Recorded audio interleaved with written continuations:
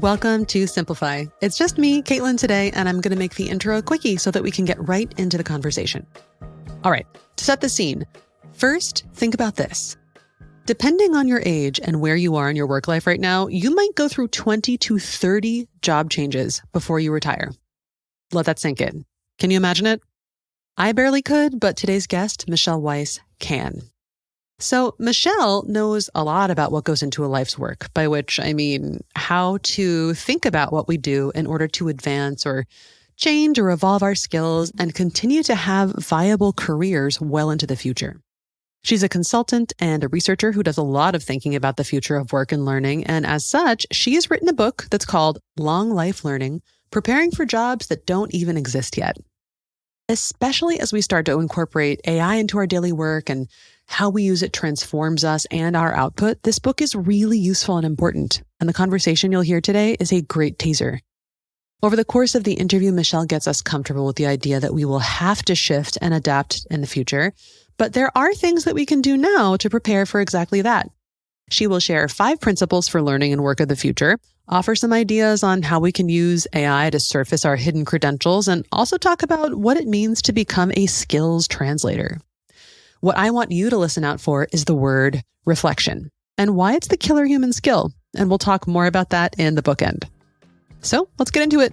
Here's my conversation with Michelle Weise. I will be back at the end to unpack with you and offer a book rec, as always. Hi, Michelle. Thanks so much for joining me today. Hi, Caitlin. It's great to be with you. Excellent. So, Michelle, today we want to talk mostly about some stuff from your book, which is called Long Life Learning, Preparing for Jobs That Don't Even Exist Yet. You are an author, you are an education and workforce strategist, and you advise companies and educational institutions on how to prepare their workers for longer, more successful careers. That's a lot of maybe stiff-sounding descriptor, but how do you think of what you do in the world? Yeah, it's a good question. There's no real straight answer to what it is that I do. I run my own consulting and advisory business called Rise and Design. And even when people ask me, well, what does your consulting business do? And it's sort of a lot of things, it really kind of depends. I've had one of those careers that has been sort of more like a spaghetti noodle. It's been sort of not mapped out from the get-go, and it's kind of had its twists and turns, and it's been wonderful to kind of move into this space. This is certainly not where I began. I started as an English professor, but all of that has kind of led me to this place where I get to work in this space between post-secondary and workforce. Oh, wow. That's really cool. I didn't know that you began your career as an English professor. Yeah. And it's turned out to be really fascinating to kind of keep looking back and seeing how those skills manifest in my day-to-day work and how synthesis and sort of developing a sense of range of disciplinary kind of analogical thinking, taking ideas from very different domains and applying them in another, how that's in everything that I do. It's fascinating. Even though it seems very strange or seemingly unrelated, it is kind of part of everything that I do. I love that. I was an English major, and then I got a master's in Spanish literature and thought I wanted to be a Spanish academic. But I use the exact skills you talk about, synthesis, analogical thinking, all the time. And really all of the jobs that I've had across my life, it serves people better than they might think. And I think it's a key ingredient for creativity as well. 100%. Even if as you think about what's happening in the world today where ChatGPT is showing off its capabilities and it's kind of incredible playing around with this technology, but you realize that it's not good at that kind of analogical thinking of thinking across domains. It's very good at giving you a lot of information about a specific topic in a certain area, right? And maybe if someone has compared 2 different domains in the past and it's sucking up some of that information, it can do a little bit of that. But it's really kind of us as humans who bring this skill to the table where we can pull together, these 5 very different ideas and bring them together in a really unique way that some of these technologies just simply cannot do. At least not yet. Right. And thank goodness for that. Yep. I feel like this actually ties nicely into at least part of what your book is about. We've both sort of identified that we thought we would have completely different careers than what we have now. And you say that there's this notion of a 100-year work life. And our default mental model has been that education for that work life is largely one and done. You do it, between the ages of 18 and 21 or something early on in your life, and then you're finished. But the future of work is not actually like that at all. The future of work is the future of learning, because we'll have to be doing all of this ongoing skill development. And yet our society and our working culture really is not set up for that, which is so much of what you talk about. So in a nutshell, what is the problem with this 100-year work life and how we think about work and skill development right now? Yeah. And I know that idea of a 100-year work life without a ton of context sounds insane, but let me back up a little and just sort of say that there are now experts on aging and longevity who are projecting that the first people to live to be 150 years old have already been born. And so when we look at that idea simply as a new mental model, even if we don't fully buy into it, and we kind of backwards map from there, we begin to realize, holy moly, if someone can live to that age, what does that work life then look like? Is it 60? Is it 80? Or is it 100 years long?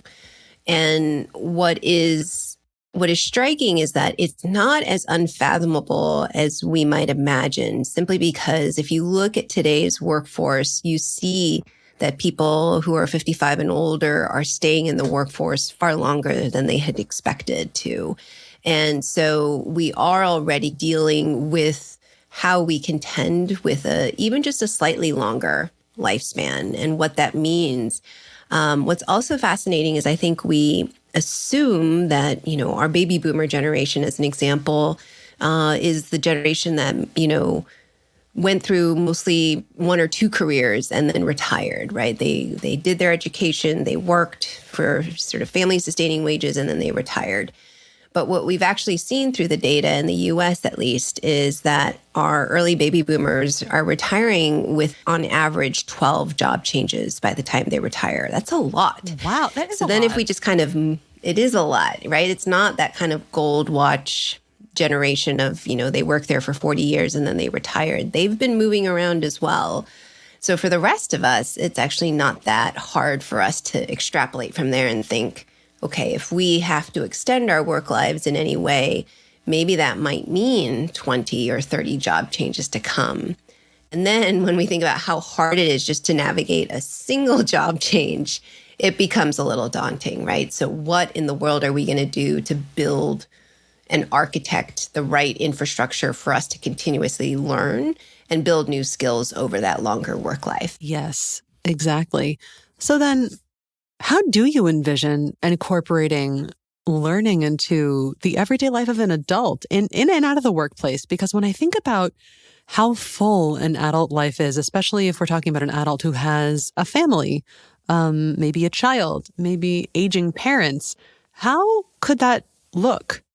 Yeah, and that is really the focus of this book, which is to focus in on the people who are in this transition period and also people who are struggling the most today, to think about how we begin to solve for those pain points now to build a better learning ecosystem for all of us for the future. So as you mentioned, we have a lot of responsibilities and constraints and other things that just get in the way of our pursuit of more education. It's not as simple as taking time off and foregoing wages in order to skill up for something else, right? It has to be almost concurrent.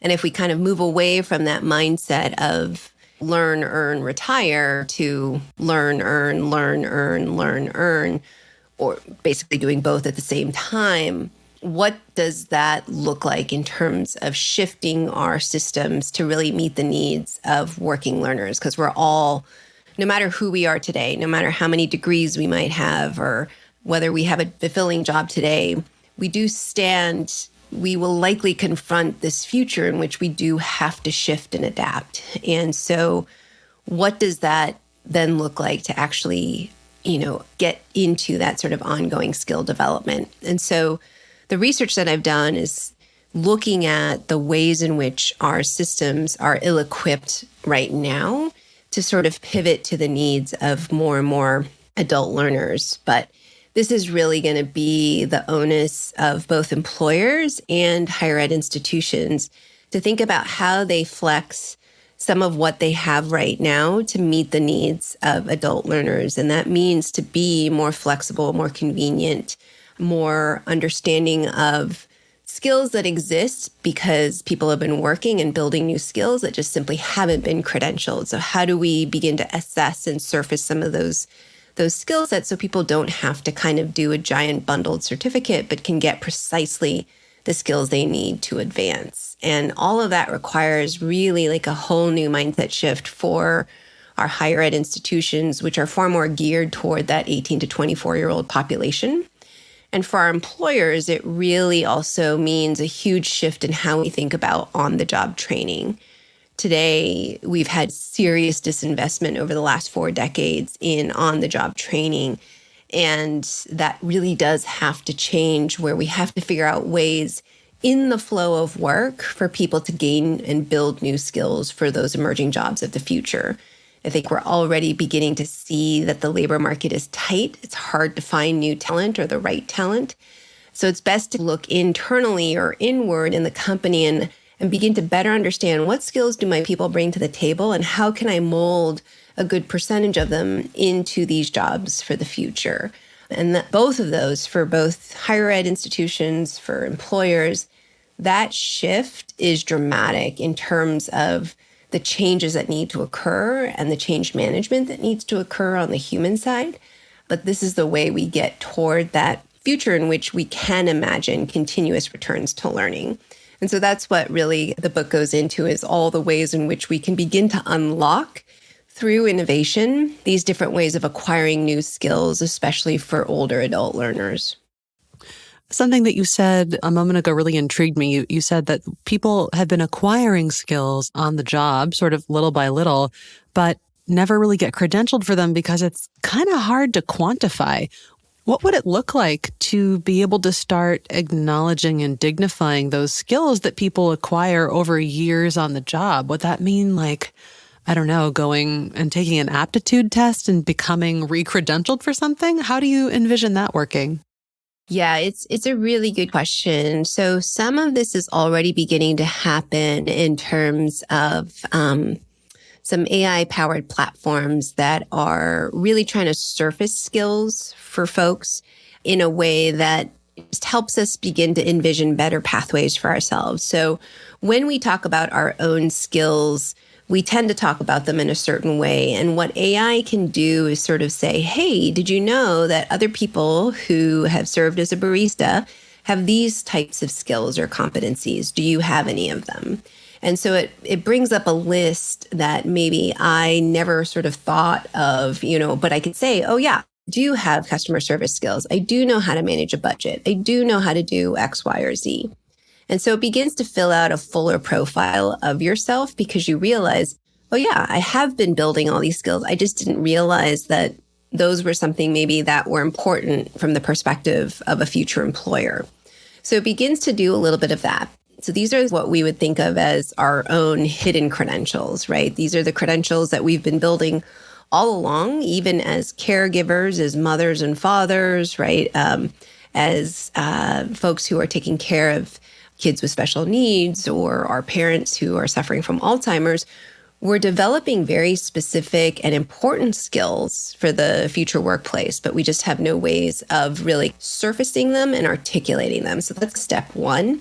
Then there's this question of, well, how do I assess them? And that is I think that is really incredible work ahead for the innovators and social entrepreneurs of the future. And we already see some innovations burgeoning in this area. And I do select a few in my book to talk about. But there's real opportunities to think about AR and VR, to think about how we begin to build simulation-based assessments or performance-based assessments or different kind of portfolios that really surface some of these skills to help people understand how we truly transfer these skills from one domain to another. But the good news is there is already a real interest in building some of these different kinds of assessments.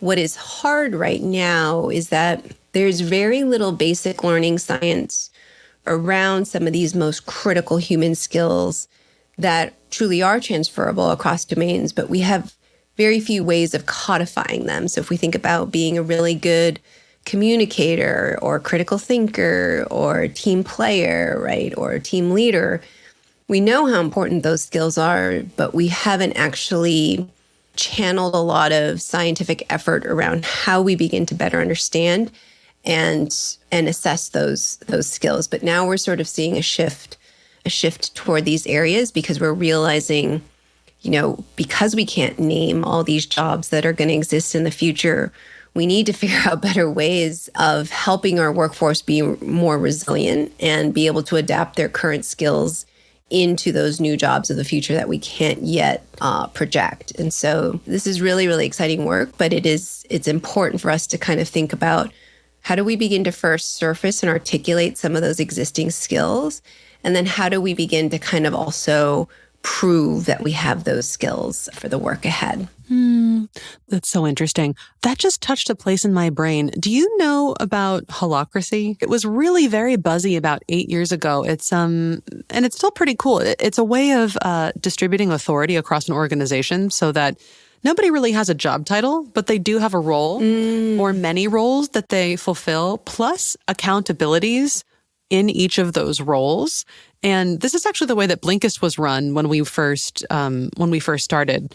And what was really interesting about it, and the whole reason that I can work in audio now, is because I just took on a role as a podcast producer, even though what I was doing at the time was technically content marketing and brand marketing. And then I moved into audio because I took on this new role and learned all the new skills that were required for it.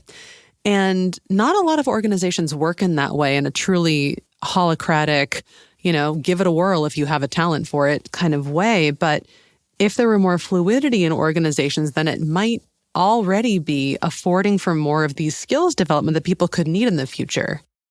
Yeah, that's actually very close in sort of concept to, there's a new book out called Work Without Jobs by Ravin Jesusathan.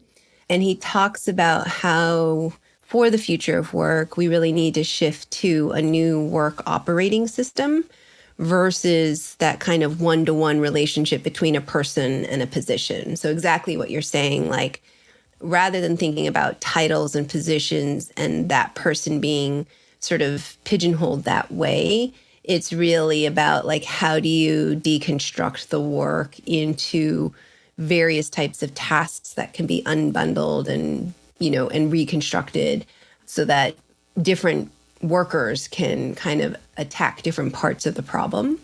And yeah, it's a fascinating, it again requires a whole mental shift for an employer to move in that direction. But that's really neat to hear that Blinkist was working in that sort of same way. Yeah, we were for a while, but the problem is it's very difficult to scale. It's a little bit fussier and fiddlier and requires, quarterly 3-hour-long meetings about how the team is going to move together in these different roles toward the outcomes. It worked really well for us smaller, but as the company grew, it was harder to scale. So I don't know. I do sort of miss those days sometimes, but it was a really cool experiment to be part of. I wanted to make this a little bit more concrete for people who were listening. You have some examples of sort of lives of people who might need to re-educate or reskill. And you have one of a learner called Steve, who was an IT specialist, decided he didn't want to go to college, was an IT specialist. He built his career up over 20 years. He was the sole provider for his wife and 2 sons and a grandson. But in his 50s, he's finding that this work is actually really hard on his body. And maybe he's going to need to work for another 15 years. But what does he do? Because maybe being an IT specialist and crawling under desks in a huge building, that isn't the right fit for him anymore. But for people like him, reskilling or finding a new career is so difficult. You say, I think he wanted to become a teacher, but that means going back and getting his bachelor's degree. And then he would have to stop working and not have health insurance. So there's no real support network for someone who, at age 51, who has already been working and contributing for so many years, needs a new option. What might help someone like Steve navigate this transition in the current system? Yeah. So Steve in the book, he's actually a real human being. And what I love about his story is it speaks to so many different communities. And I think all of us have a family member or a friend or someone who's struggling to think about, a mid-career, midlife transition. And it feels incredibly stuck because we just don't have a lot of options, or we don't know which way to go. How do you actually navigate a clear path forward? And what I think is so interesting about the story about Steve is he initially just sort of goes straight to, well, I'm in physical pain doing this work, so I guess I'm going to have to become a teacher but his reasoning for becoming a teacher is just kind of because that's what he knows. And that's also, it seems, connected to his love of children, but he doesn't have real concrete ways of thinking about how to imagine other pathways. And so in the book, I talk about different sorts of solutions. If we did have a better functioning ecosystem, Steve would be able to leverage one of those kind of AI-powered platforms to be able to understand, knowing now the skills that I bring to the table, I can now see 5 potential pathways that I never really imagined for myself, that I am 60% of the way there towards being a systems network analyst, or 40% of the way there towards being a human resources manager, or 70% of the way there towards being a digital marketing specialist. And these are areas that maybe Steve has never considered as a possibility, but now he begins to see that in that gap that he needs to fill, here are the precise skills he needs to actually build to get there. And here, also on that same platform, is a way to understand where in my community can I actually take the right courses to get those skills, to acquire those skills. And some of those could be boot camps. Some of them could be traditional kind of community colleges or certificate programs or university programs. But it would include a whole array of skilling options. And the exciting thing is part of that already exists in the world today. There are solutions like this. They're just not consumer friendly yet. They're more B2B. But what if Steve could kind of access that sort of initial assessment platform and also get access to a human advisor who could kind of help coach him along the way so that he can begin to figure out, okay, which of these learning experiences should I consider? Because again, when we think about where we are today, we have close to 1 million different education credentials that are flooding our education and labor markets. And so it's really hard to figure out which of those 1 million credentials should we pick that will launch us better into that new opportunity. And you also want to make sure that an employer will know how to make sense of that credential. So, you need a little bit of human touch or support along the way. And what if there were better ways to actually skill up precisely, in 4 competencies, as opposed to going for a fully bundled degree where you would have to forego wages or really, turn around your entire calendar to make that credential work for you. So it really kind of goes through all the pieces that need to change. And it feels very connected to how limited our current resources are today. But the rest of the book is really kind of showing us different sorts of startups and social entrepreneurs and different kinds of on-ramps and organizations that are working to begin to build in these pockets of all 5 of these kind of principles that need to be true. So we need better career navigation. We need better wraparound support services. We need more targeted educational opportunities. We need education that's integrated into our work lives so that we're not always having to stop out of our work. And we also need fairer and more transparent hiring practices. And so the book really kind of tries to, and Steve's example in the book is really kind of going through all these pieces that need to be true in order for us to just navigate a single job change, not to mention 20 or 30 more. So you said that there are these 5 guiding principles that you talk about for a learning ecosystem, and they're navigable, supported, targeted, integrated and transparent. And integrated refers specifically to workplace education, if I remember correctly. And all too often, employers today, they don't treat employees as investments in the future of their business. Instead of upskilling or reskilling, they just buy new talent.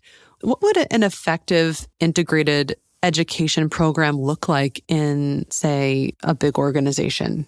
So the more forward-leaning organizations are purchasing and consuming those AI-based platforms that I've been talking about that really help surface skills and begin to sort of analyze skills gaps for people to begin to understand where they might think about transitioning to internally within a workforce. When we think about internal mobility within an employer, we often kind of forget how opaque the pathways are. We just sort of assume if I work hard, somebody's going to notice the good work and will promote me. But there's not a whole lot of very clear roadmaps. Like if you want to move into this managerial role, here's what you need to do. If you want to become a senior executive or a senior VP, you need to be able to do these things, right? We don't have clear roadmaps like that.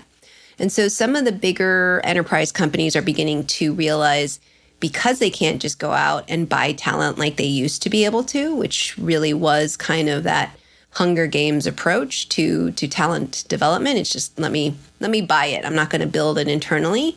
That's really beginning to shift right now, where we're seeing more and more companies realizing I can't buy the talent that I want, or it's not out there, or it's too expensive. I need to look at the people I have internally and figure out how do I begin to build those mobility pathways for them. Because maybe those folks might be 70% of the way there.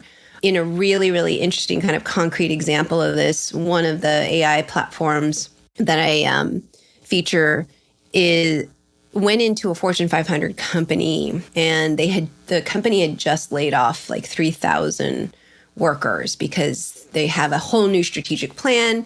They realized that their current workers just weren't equipped to kind of shift into those new roles. So they laid off a couple thousand folks. When this company came in, they took a look at all of those profiles of the people they had just laid off, and they showed the company leaders what a mistake it was to have let go of those people, because a good percentage of them had the vast majority of skills that could have been transferred over into those new and emerging roles, granted with some gaps to fill, but it was shocking to sort of see how much talent gold they had just wasted and let go of. So this is really kind of going to, I think, be the new approach for the future, is really understanding that our people truly are talent gold, right? And that they have very special skills and historical and institutional knowledge that they bring to the table that can really carry into new opportunities. And that's not always about buying talent, but really building talent from within. And one of the things that these new platforms are enabling is sort of like a gig marketplace within the organization. So say I am in human resources, but I'm feeling an itch to learn a little bit more about digital marketing. And I have certain skills I've been building, by taking open educational resources or learning on a MOOC. I can actually take on a specific project in that marketplace within the company to try on and sort of try out these different projects that exist as open opportunities within the company. So it gives you a way to sort of begin to showcase to a future manager or prospective manager that you are building these skills, and they can also sort of assess your talent and maybe give you more projects along the way. So it's a really interesting kind of marketplace idea that also some of these kind of more forward-leaning employers are kind of moving into. Well, I, for one, hope to see more of that in the future. So that's the onus on companies or organizations. But with these periodic returns to learning becoming more and more normal, what are the most important skills that workers need to develop?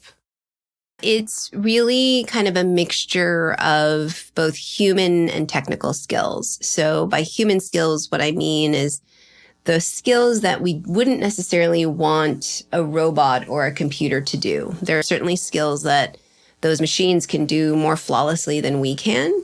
But there are other kinds of skills that we just know are better if humans take care of them, right? Because they require tact or judgment or a sense of ethics, different kinds of ways of thinking about it.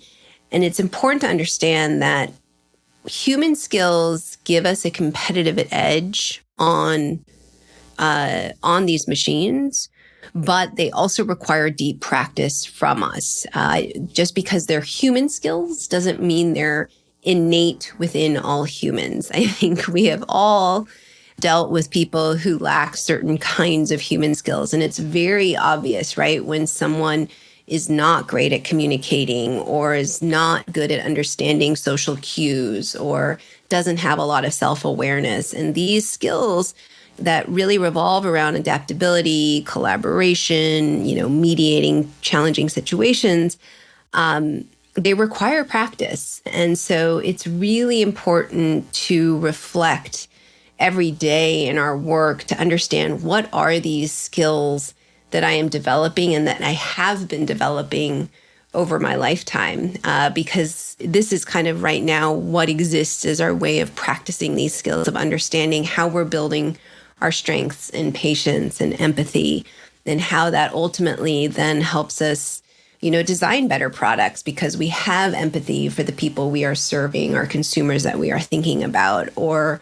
we have empathy as we guide teams through a layoff or a change management, different sorts of reorganizations. These are all really, really important skills that we are building.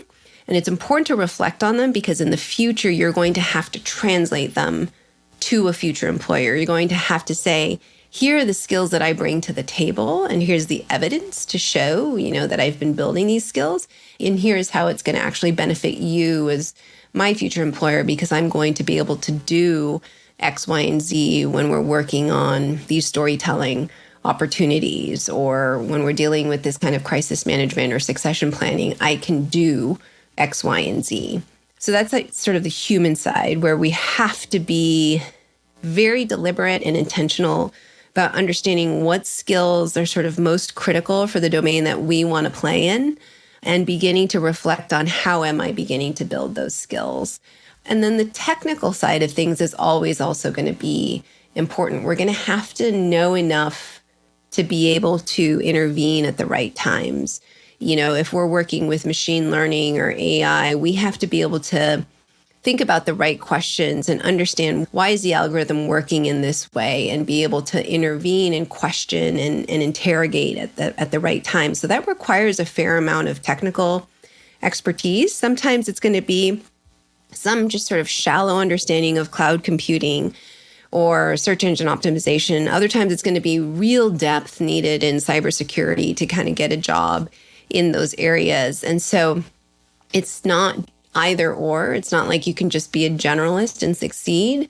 You have to be kind of wielding both that sort of intellectual dexterity alongside some technical skill set and expertise.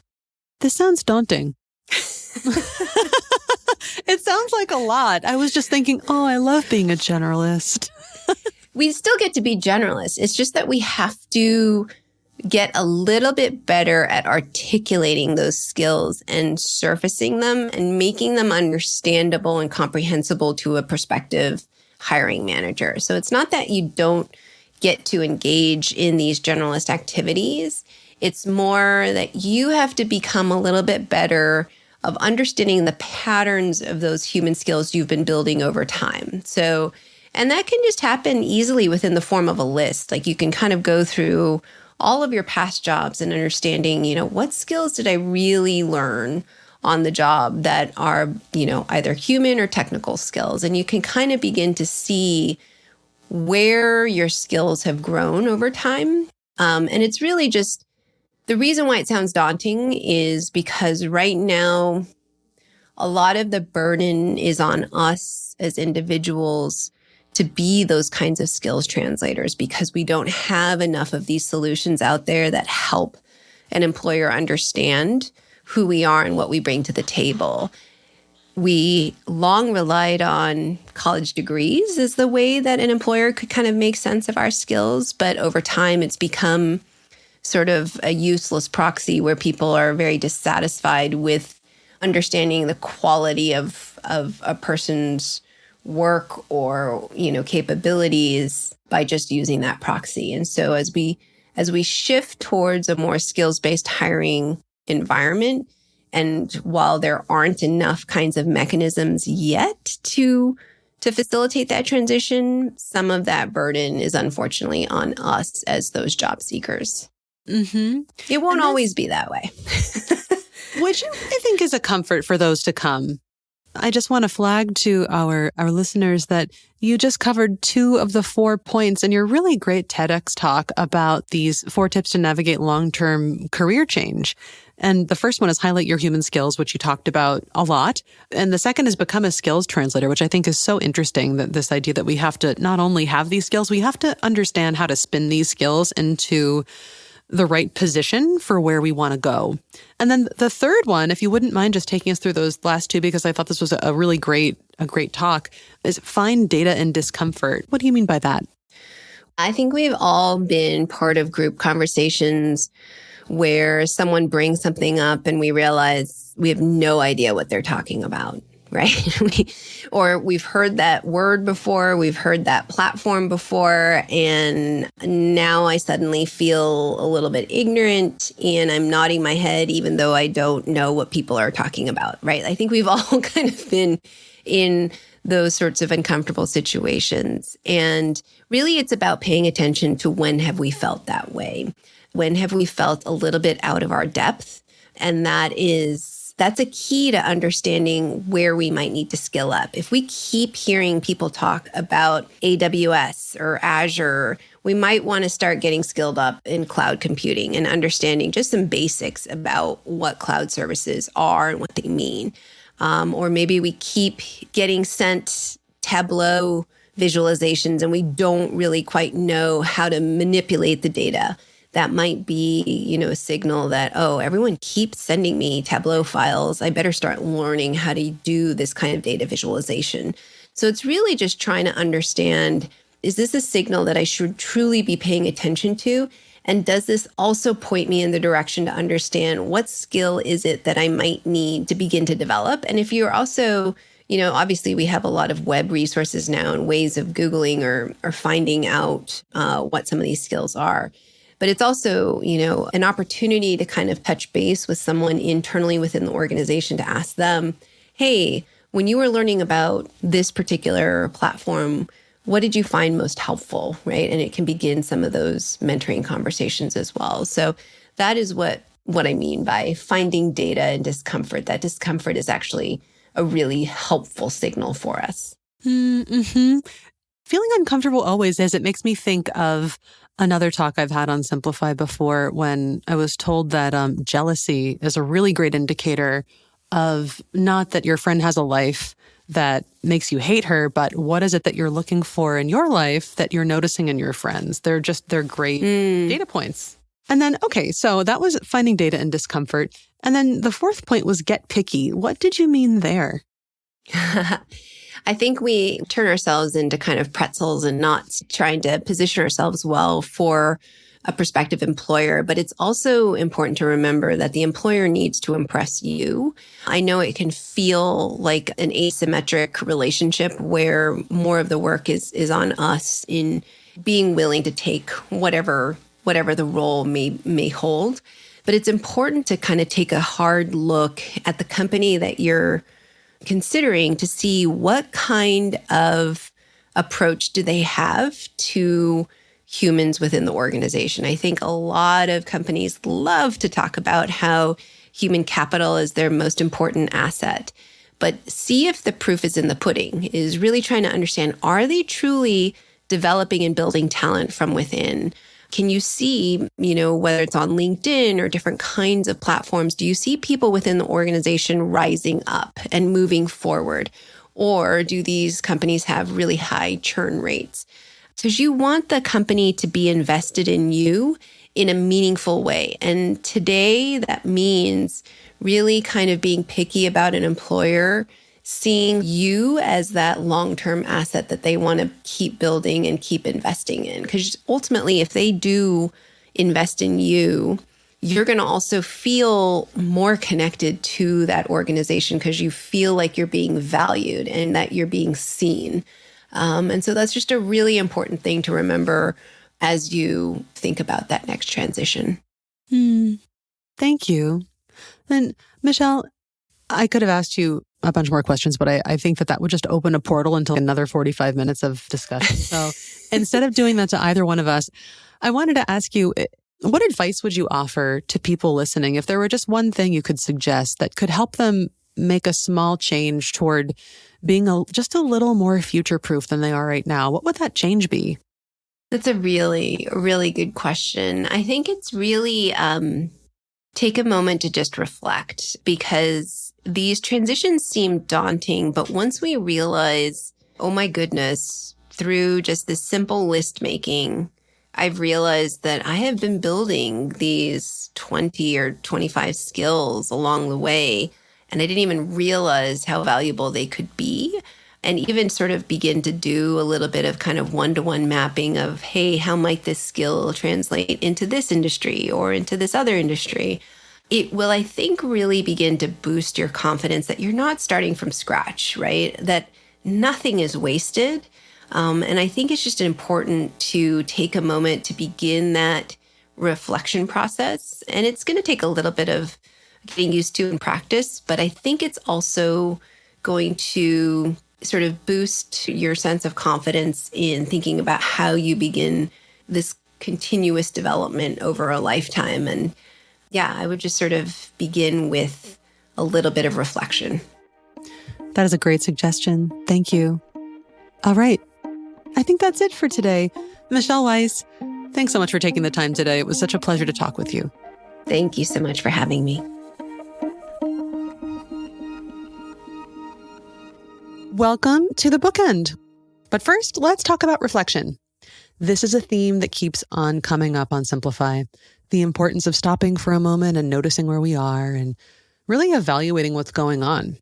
We've talked about reflection with regards to everything from leadership to microdosing to managing our moods. And now here it is again with regards to your job. I really liked Michelle's point about how to become a skills translator. What you need to do first is reflect, be deliberate and intentional about understanding first the skills that you have to offer, and even where and how you may have collected them along the way. Make a list, she said. It's that easy. And then really get deep into understanding the skills that are the most critical for the domain that you want to be in the future. So reflect on what you know, find out how to translate that to your intended future area of expertise, and evaluate where your gaps might be. Then go out and learn. And you can at least start in on that by doing what she refers to as finding data in discomfort. I really like that idea too. It's as simple as just noticing when you don't know something and picking up that gap pattern. Then choose to dig into it. Okay, so I owe you one book recommendation, and here it is. And it's also a vintage Simplify rec. So the book is Farai Chideya's The Episodic Career, and we had a Simplify episode with her a few years ago. It's called You Are Not Your Job. The book, though, is about understanding your career in acts, kind of, and taking a step back from identifying yourself as your job. It's about making the mindset shift from I am job title to I do X. When you reframe as I do X, Y, and Z, it becomes that much more possible to add on an A or a B or a C, to learn more, to pivot and change rather than just stay attached to this like static identity, which we now know is really not going to work for us in the future. You can listen to the episode. I'll link it in the show notes, and then head to the Blink on Blinkist and finally go pick up the whole book. Again, that's Farai Chideya's The Episodic Career. Okay, and that, my friends, concludes this episode of Simplify. Simplify is produced by me, Caitlin Schiller, Ben Schuman-Stoler, Maria Levacic, and Stéphane Obadia here in Berlin, Germany at Blinkist HQ. If you want to try Blinkist, a wonderful microlearning service, then go to blinkist.com/friends. You can enter the code LEARNING and start a free trial for 14 days. That's about it. Thanks for listening and see you next time. Check it out.